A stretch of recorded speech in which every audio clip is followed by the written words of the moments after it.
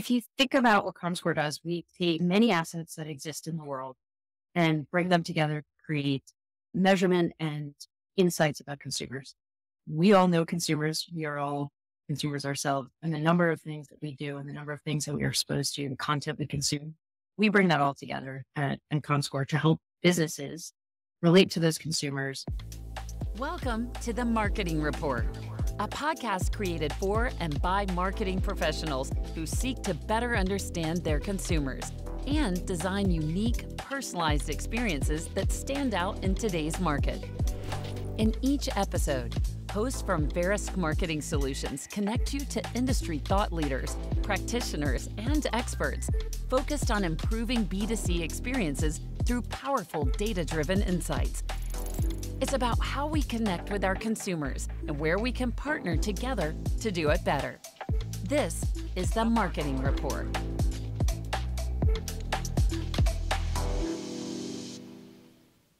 Welcome to Marketing Rapport. My name is Tim Finnigan, and I lead the product marketing function at Verisk Marketing Solutions. And I want to thank you, first of all, for taking time out of your busy day to listen to this podcast or watch this podcast, video. My job is to make sure that is time well spent. So as I think about what this podcast is really about, it's getting thought leaders, subject matter experts that can talk about their experiences, about data-driven insights and what they can do and what their companies can do to drive awareness and how to connect with consumers. And this is why I'm excited, is that I think we're about ready to get a masterclass data insights, data measurement, a ton of different things, because we've got Kelly Barrett, who's currently the SVP of Product Management, Comscore. She's had other positions with TrueScent, which is a data measurement, data qualification company, SVP of Data Partnerships there. She's been at Comscore previously in other data leadership roles. She was at LiveRamp. I mean, I feel like I should definitely be interviewing you. Like, I'm a little worried because I feel like you might be too smart for this podcast. But welcome, Kelly. Hope you're having a great day. Yeah, I am. Thank you for having me. And I think the smartest thing about me is to say that I'm not the smartest person in anybody's room. Everybody's got something to learn from each other. So I'm sure that will happen here as well. Okay. So, Kelly, I'm going to give you a softball question right off the bat. Yeah. I'm not going to start too hard. But what I want to know is, I'm sure everyone wants to know, is like, as far as Comscore and what you're doing there currently, what's like what are you most responsible for at Comscore? And give us a little flavor on that. Yeah. So if you think about what Comscore does, we take as many assets that exist in the world and bring them together to create measurement and insights about consumers. We all know consumers. We are all consumers ourselves, and the number of things that we do and the number of things that we are exposed to, the content we consume. We bring that all together at Comscore to help businesses relate to those consumers and hopefully influence and, sell more product to them, if you will. At the end of the day, the reason I'm back at Comscore is because the world is shifting under us, right? While privacy regulation is changing, browsers are, changing their policies around what signals will be available. Walled gardens exist. New systems are being built around data clearance, single under lens. I'm coming in from a lens of, like you said, I am product management. It's a bit of a misnomer. It's a bit more product innovation because I don't own a specific product. My responsibility is to make sure that we can start weaving in that type of innovation, these new things that are happening in the market within our products and still offer out to the market not only the parity of the product that exists today, but going beyond that. We see things like gaming and VR and just social changing by the minute, making sure that that's all being captured, but utilizing all of the new data assets that are out there and making sure we're not reliant on data assets that may disappear. And talking about how, data assets disappearing or clean rooms and all these different things that are coming you, what's been like, what do you think's the biggest challenge that's facing your industry now? Yeah, I mean, I think the biggest challenge is that change is a constant.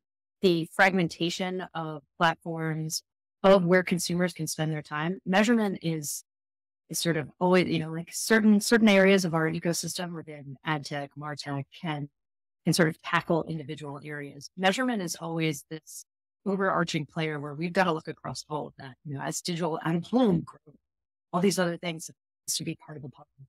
As gaming, as VR, as things like that start to have advertising in it, have content in it, we need to play catch up with that. So that's sort of the role that we always play is sort of always changing under us while we're playing catch up. I mean, you think about some of the big things that are happening right now over the past 2 years that have been called out about how measurement had not been keeping up with the times. And we're still playing, like the industry is still playing catch up with that. And there's a number of industry bodies that are pushing that forward. We're still talking about, can we get a consumer right, if you will, air quotes for those who are listening, between their consumption of TV and digital. And I just mentioned other things that are not necessarily in TV and digital. So the world is moving ahead of us as we're still solving for the current. And so when you came back you've just been back at Comscore a year, what was your biggest surprise when you got into it? Was it things had changed so much to your point? Or is it something else that you're like, wait a second, I thought we solved for this? What do you think? Great point. I wake up every morning and I say to myself, always ask if something has changed, because I'm surprised either way. And I don't mean that just for Comscore ourselves, but people in the industry as well that I work with, all of our partners, clients, things along those lines. And what's been the big surprise, as I mentioned, some things haven't changed. I'm like, oh, we're still doing it. Okay. All right. At least I know what that is. Some things have changed. And that's always a great surprise on that side of the spectrum. But I think the biggest, I wouldn't say it's a surprise, but it's something that is different in every conversation, is that everyone is at various different stages of where they are along the journey of understanding privacy regulation, understanding privacy sandbox, or, their own first party data collection journey, or how they're working with data cleaners. A lot of folks, we like to joke here, look at data cleaners and it's like, well, you're just creating a Venn diagram between someone's data and your own data, but are you doing anything privacy differential or things along those lines? Are you getting into the advanced use cases? So in terms of surprise, it's always ask the question. That's my motto now, is ask the question, be surprised, and then carry on. You're going to get a different answer from everyone. So be surprised by it, but not in a bad way. So when you go into the office, people are diving to hide from you because you're going to ask them, hey, what's changed today? I do ask a lot of, I like to sort of offset the scary question by saying, I'm going to be the dumb one here who can ask the question. And hopefully that there's probably 3 other people in the room who wanted to ask that question. But yeah, I'm that person who's constantly raising their hand. So like, maybe it's because I've been away. I agree with you, but you know who says I'm not the smart person, so I'm going to ask this question? The smart people. So Kelly, don't pretend. Just fingers crossed on that one. I also like to use the hey, I'm sort of new here card. And everyone's like, been here. This is your second tour of duty. Come on. Yeah, I've been with Verisk Marketing Solutions for 2 years, and I still say, hey, I'm sort of the new guy here. Help me understand. So Kelly, what I'm really interested in is like when you talk about some of these colleges and how things are changing so quickly, I'd like to sort of go back to the very beginning of, or when a business has a challenge, right? Or what are they trying to solve? They're trying to solve for, we need to get new customers, we need to retain the ones we have, and we need to grow our current customer base, which is great. And those are great objectives and goals, but there's things that are getting in the way. Like I saw a stat recently that showed, obviously budget is going to be number 1. Number 2 was access to data. Another one was identity resolution, internal knowledge gaps, and privacy. Those are a lot of heady things to try to solve for. Like, what's your opinion on some of those tactics and bringing them together, and then you throw measurement on top of that. Is all this attainable?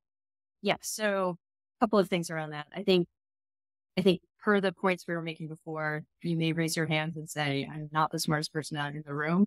More people into that room. So like seek out your partners.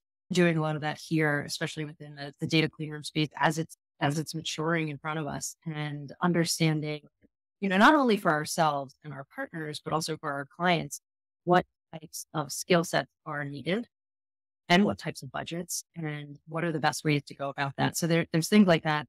We're starting to enter into that journey. I think also for businesses that are out there, it's like one of the big things that Comscore brings to our clientele is the ability to understand the consumer at a deeper level. So if you're trying to acquire new customers or keep your customers or grow or, lose them, let's not churn customers, you're going to want to understand where they're trending and where they're going. So we've seen things like 18 to 24-year-olds, which we know are going to be like, they're constantly, growing into starting to make a lot of money or need new things in life, things along those lines. Where are they? Between June of 2022 and August of 2022, just within 1 month, we saw the rise of TikTok in terms of average minutes spent in the app. They leapfrogged over Instagram, over Instagram. And so if you were in June trying to hit that audience in that time period, great, fantastic. Do it in Instagram, do it in Snap. Next month, they moved. They started to spend more time in TikTok. So like, these are the types of insights that I hope, businesses are starting to look at, is really keeping their pulse on not just who is my customer, what are the tactics, but where are these people and where are they moving to next? Right. I love what you're saying as far as, because you do have to be up on what you had said, what's changing. Also, you mentioned, you touched on a lot of great things like partnerships and alignment. And what do you think are some really good skills? So someone who's listening is like, okay, great, I'm with Kelly, what she's saying, but how do they, like, what skills are needed for that? Like, how do you move forward? I think there's a couple things, and it feels repetitive, but I guess I'm a firm believer in asking the questions. A big skill in this industry to get ahead is to really start to be a student of data, of consumers, and really of your partnerships, right? A staunch believer that no one in this industry is going to have all the answers by themselves. I think Kelly Barrett has said it most often that it's a team sport, especially measurement. While Comscore sits on massive quantities of data, we also rely on partners to make sure that data can be actionable, can be in the right place, things along those lines. So having that skill to identify what you don't and what you can go out and partner with others on and not recreate all over and over again. I think that's a big piece in this industry. And then, again, the curiosity thing is a constant, that this industry just changes under our feet. So staying up to speed on things in the current moment, data clean rooms are hot, and there's a reason for it. Privacy regulation is coming. So start to get familiar with your local laws, start to get familiar with your global laws, things along those lines. And then honestly, a lot of people think sort of run in the other direction when data science is mentioned, but start a skill that I think is going to be very important for this industry and is even today, is just having a foundational knowledge of data science to the point where you can understand what your data scientist is saying so that you can raise your hand and say, I don't understand that. Explain it. Because I think that's important. And we've been in the industry for a while, and you hear this, taking data and you pull the insights out of it. Now you have all these great insights, but then you need to, do these other things. So I think you're right. Need that working knowledge of data science in-house, how to do that. So I wanted to touch on something that you talked a little bit about partnerships. And you and I had a conversation before, and we talked about, hey, do you remember when that one partnership, whatever happened to that partner we were working with? What's your advice on sort of keeping those partners, in the fold and moving forward with them, with the idea? I think pretty much the number one idea is how do we drive revenue from it? Or how do we partner that revenue? You could just sort of touch on like, hey, what happened to that partner? Yeah. It's actually one of the reasons I got into partnerships early on during my first run at Comscore. Was our COO at the time said, hey, whatever happened to that partnership? That's a great question because no one owns that relationship from a partnership perspective. People owned it from a revenue perspective. And those are it's not two different skill sets, I would say, but it's competing motivation. One has to meet their revenue goal. Whereas sometimes that client/partner is the channel to meet everyone else's revenue goals for the company. So there's a balance in that. And as we start to look at this world that is the big cloud platforms and things like that, and they're the interplay of that, right? They are channel partners, but you could also make money directly with them and things like that. So that's one thing. You have to decide sort of what is the lead for this partner in terms of where we're going after. Are they revenue generating only? Are they partner? Are they both? How do you work together internally as an organization to make that happen? And then it's a clear understanding of like, who is our key clientele that we are jointly going after, and how do we not compete against each other in that effort? And then as that partnership's going on, I was a big thing that I instituted around and continued in other places is the idea of a health check with that partner. Our business is changing, their business is changing. Sometimes it's not changing together, and the health check tells us maybe this is time to retire, or we have to seek out other partnerships, bring in a third party to bring this together to solve for why we first came together in the first place. And none of that is anyone's fault. The entire market is changing around us. As I keep saying, yes, changes dynamics. No one should look at it as like, oh, this was a failed partnership. Things change, things along those lines. Man, you may see this is a really healthy partnership. We want to double down. We want to go talk to product marketing and say, this is someone we want to push even harder, make a big push at it, find some case study, things along those lines, where it really is involving a number of different groups within the organization to support that partnership. Yeah. And Kelly, you bring up some really good points, especially in the part where you've got sort of two competing groups. One's trying to drive revenue, one's trying to drive, like to your point, use cases or build that. And you have to nurture both of them, but you nurture them in different ways. It seems like revenue is an easier track because you're like, okay, I find out the challenge, here's the solution, result. Hopefully you can sign here. But to your point is a partnership can be constantly changing in how we can work together. So, and sort of on the same note as partnerships, we talk about, this term matrix organization, like how do I get things done within an organization if they don't report directly to me? Could you just touch on what your point of view on, how you get things done when you can't say, hey, do this because I told you to do?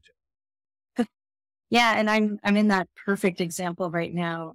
Coming back to Comscore, I'm an individual contributor. I do not have a single person reporting into me at the moment.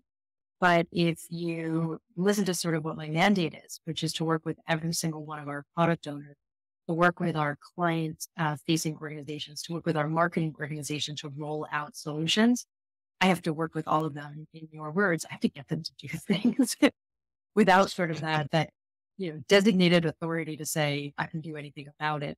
But what I've done and I've come back with for the matrix organization as it is to explain to everyone the mission where everyone has a key role. And as long as those tasks that I'm sort of saying, hey, this is a work stream, I also give them ownership. This is yours to own because this is part of your product. This is part of your marketing campaign. This is part of your sale. This is part of your account management. That, making it part of their job and them seeing the eventual fruit of it, and also sometimes the consequence of doing it. That's been sort of an easy sell for everyone. Plus, I would be remiss to say having the C-level buy-in on everything that is happening is very helpful. And I think, there's some themes that you're touching on is like buy-in, mission, everybody on the same page, following up. It's all comes together. It's not easy to say, hey, can you do this spreadsheet for me? Because I'm asking you to do it. I might be I don't really want to do it. Versus hey, can you do this for me? Because it really answers to what we're going after as far as mission, revenue, and you tie it together. So that's a great point. So Yeah. I'd like to pivot over. Oh, no, go ahead. Go ahead and follow up. Oh, I was going to say it's very much like a project. I don't want to keep people in type of situation where they only understand their part of it. So by a big push to making it all work is so that they can start linking together, like monkeys in a barrel, how their piece to the next person, and like a blocker or like is dependent, and they start to see the impact that they're having by doing even the simplest task of, hey, update the spreadsheet, or can you do this report for me? That kind of thing. Okay, so I've got a quick question. Was the Manhattan Project, were they a band? Was that a movie? What is that an area that you don't want to live in what? Yeah, that's a great question. For those who want a history lesson, go look up the Manhattan Project. It is pretty much the precursor to the atom bomb, where, maybe we just went down a dark channel there. Okay, we don't want to go down that rabbit hole. Essentially, it was a project where everyone created their own little widgets, and some people were even creating their own little widgets that had nothing to do with the project, but in a way for it not to be, discovered as to what was being done. You never got to know what your widget was involved in the other place. I have worked at companies where that was the philosophy. I don't know. Nice. And so I want to pivot a little to talking about what you're seeing as far as trends in the marketplace, what other industry leaders are paying attention to.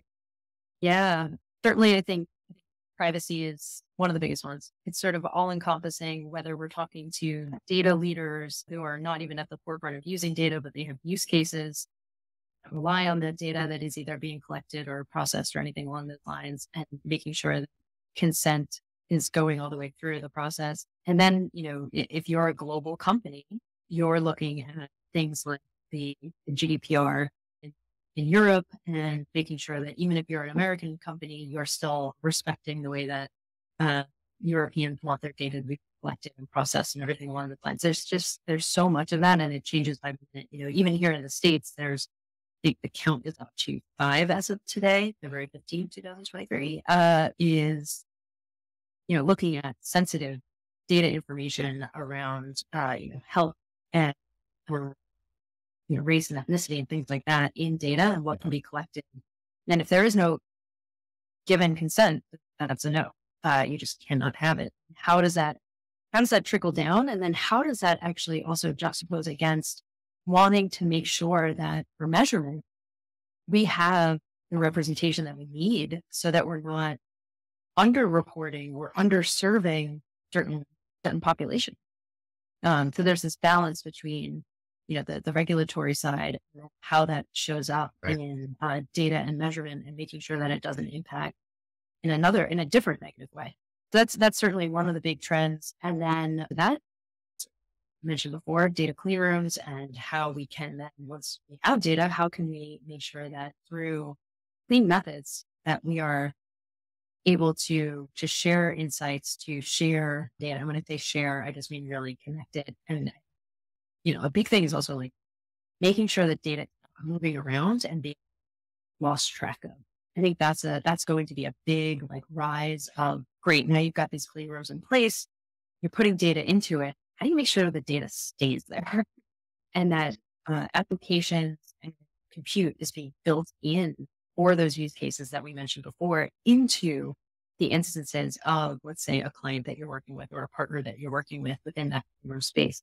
Right now, as I mentioned, it's a lot of bring your data, bring my data, do a match and create a Venn diagram. Yeah. Now we're going to have to get more and more sophisticated. And I think that's a big trend. And then the other thing is really just, as I mentioned, especially in the measurement space, it's about how do we capture everything that's going on? And when I say everything, I'm sure I will walk out this door and there'll be a new thing for us to measure. We talked about gaming and VR and things like that. And what's the next that will need to be measured where a consumer eyeball happens to hit? Since we both come from sort of the data and measurement insights, it would be so much easier on a sales call or talking to a customer or a current customer where you didn't to worry about clean rooms or privacy, but you have to, and you have to be ahead of it and know what the answer is. But, is there a way to get there with customers? Is it through weekly emails and keeping them updated? Is it, what's the thought leadership to them that they'll actually read it? I don't know if you have found the magic answer. Yeah, this is a great question because it's where our two worlds intersect between marketing and product. We're working on, this is a whole new persona that we have to deal with the chief privacy officer, the data science team who is like, well, what are you doing with my data behind the scenes? I want to make sure that, privacy differential is appropriately applied, that the compute you're doing in there doesn't all of a sudden get below a certain threshold so that all of a sudden you export the data and you've got one person. Because that's sample size of one. Yeah, that's me. Great. You figured it out. So that's some of the work we're doing with our work now. And I'm sensing a lot of our clients are starting to go is immediately to, hey, can we have this conversation with our chief privacy officer? The second data is mentioned, whether it's clean rooms or not. These are the new personas that I think the measurement and really the data world is dealing with left and right at a greater scrutiny and a greater like it's less passive where it used to be. Yeah, maybe they can read a newsletter or something like that. These are now like the conversations that we have to be prepared for, sending them to thought leadership websites and things along those lines where it's like, we've got this buttoned up. That's almost the way you want to go about it now is like, we've anticipated your questions. We've got this buttoned up.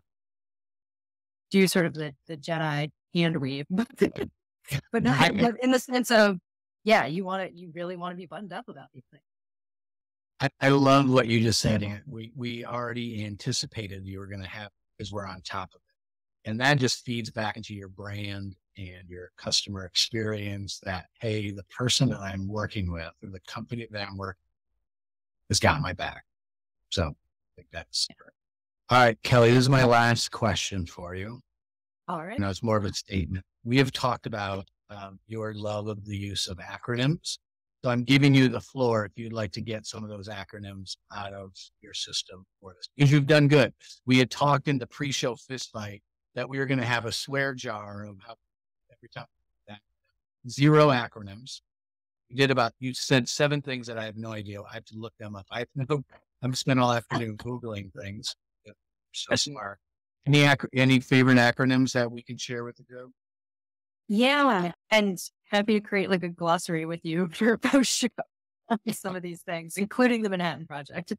But some of the favorite acronyms of the day, certainly data clean rooms. I've been shortening that to DCRs, Google Privacy Sandbox, UPS. There's how many other ones? We work constantly with the WFA, the World Federation of Advertisers, the ANA, the VAB, the OpenAP, and their JIC, Joint Industry Committee. So I could rattle these on. You weren't kidding. You did a lot. And on the same note, Kelly, I was creating a email because we have this. We're going to have product office hour. I'm like, I'll be cute with it. I'll call it Product Office Happy Hour. And then I shortened it to POHH. I'm like, that sounds too much like poo. Like that's a horrible. That's my first one.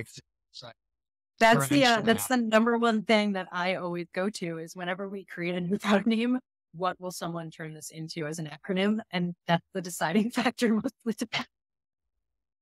Look, Kelly, every time we talk, I have a great time and I learn something new. And I'm sure our listeners learned a lot from measurement to handle data, how to handle a matrix organization, how to handle partnerships, how you level up with your skills and what trends to look out for. So Kelly, I really appreciate you taking some time. And is there a way people can find you either through LinkedIn or Twitter? What's the best way? Yeah, LinkedIn is great. And if you meet me here at Comscore, it's Kelly Barrett, Barrett at Comscore. Yeah, always happy to chat. Kelly, thanks again. I appreciate it. And I think this has probably been the best podcast in the history of podcasts. So thank you for I'll agree. I'll agree until your next session. Thank you for listening to this episode of the Marketing Report. This show is brought to you by Verisk Marketing Solutions. an organization created to help CMOs and their partners improve the reach, timing, relevance, and compliance of every consumer engagement. If you enjoyed this episode, make sure you subscribe to the Marketing Report wherever you get your podcasts, and check out the show notes for more information.